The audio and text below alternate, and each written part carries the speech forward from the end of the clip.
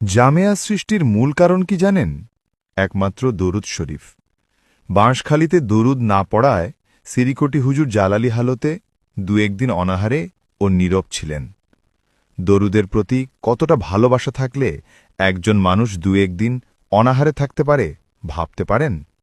আর তিনিও পুরো দুনিয়ার মধ্যে এমন এক মহান ব্যক্তিত্ব, যিনি পুরো একটা দুনিয়া কাঁপানো মাদ্রাসা দরুদের কারণেই নির্মাণ করে দিয়েছেন। শুধু দরুদের উপর প্রতিষ্ঠিত আমাদের মাদ্রাসা জামেয়া আর আছে নাকি কোথাও?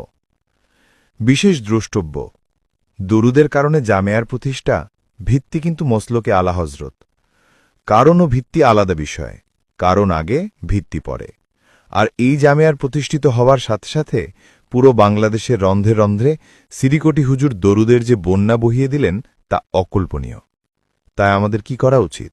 বেশি বেশি দরুদ পড়া উচিত নাকি কম পড়া উচিত?